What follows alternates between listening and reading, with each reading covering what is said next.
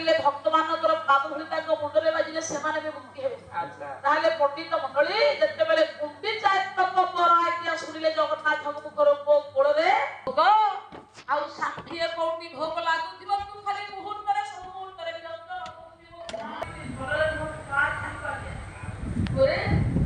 ଆପଣଙ୍କର ଭାବନ ପ୍ରଧାନ ପ୍ରୟାସ ଥିଲା ସଂସ୍କୃତ ଦେବତା